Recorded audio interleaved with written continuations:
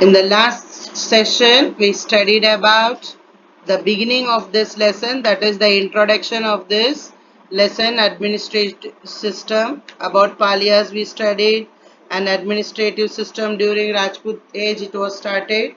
Here few questions are there, children. Try to answer. If you have textbook, you can write the answer in textbook itself in 1 or 2 sentences or in your notebooks.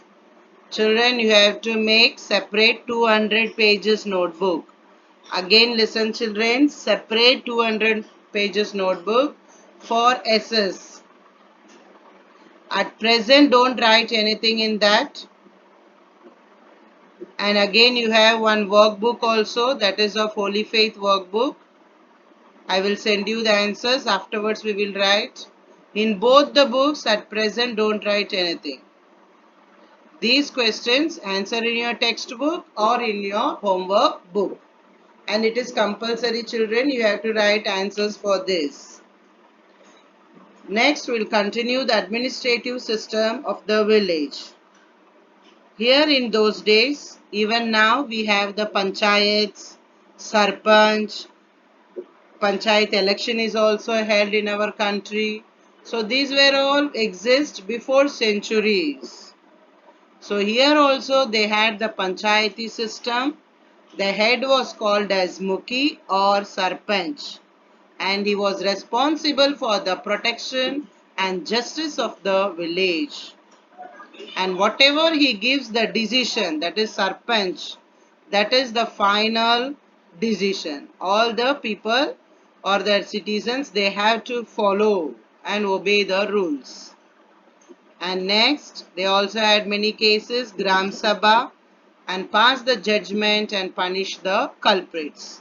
Culprits, as you know, those who do the crime. Today, even at village level, we have Gram Panchayat, and head of the Panchayat provides guidelines to the people. And to run this Panchayat, how they will run if there is in need of anything? So they collect land revenue, and that is the main income of the kingdom. Even now they collect the tax, and in those days also the revenue was collected. And each kingdom has different ways of collecting revenue. The collection of revenue is not same in each and every place. It differs according to the region. And 1/6 of the cultivation was taken as the land revenue, means from their cultivation, from their crops, they have to give the sixth part of the revenue. And apart from this, apart from land revenue, other taxes were also they have to pay. So moreover, the tax was collected at ports and octroys.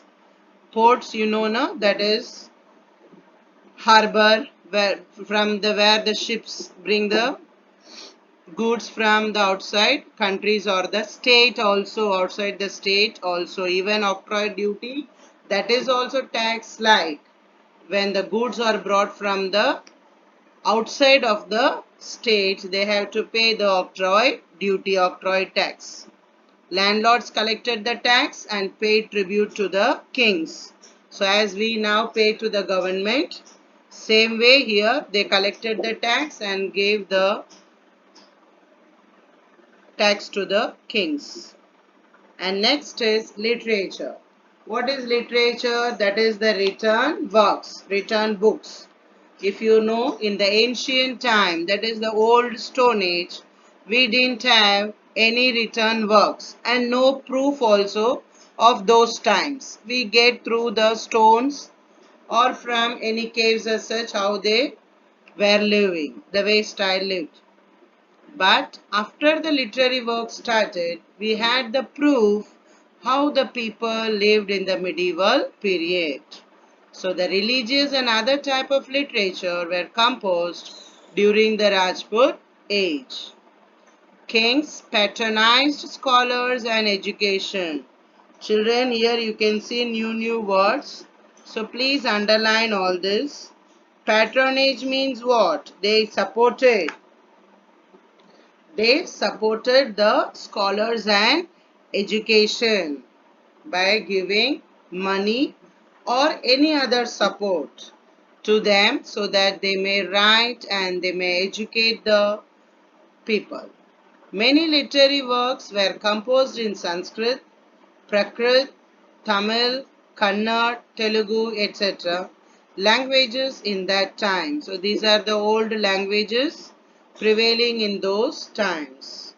The poet laureate Magh composed Shishupal Vadha, that is the killing of child. In those days, as you all know, that people, they killed the girl child.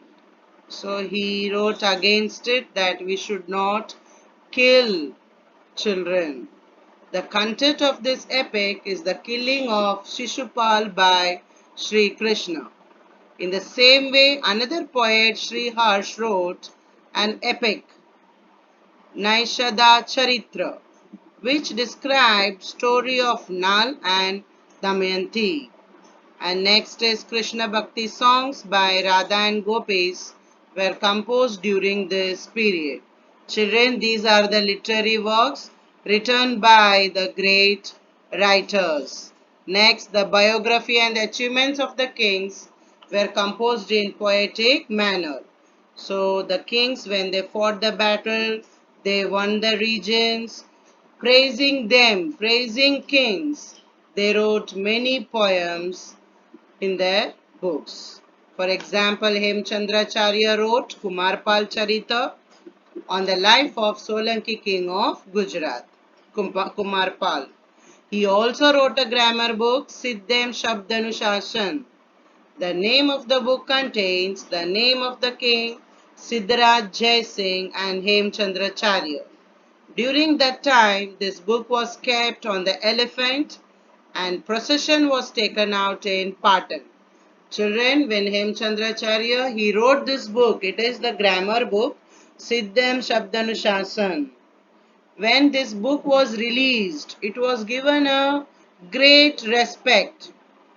It kept on the elephant and the king and Hemchandracharya, they walked.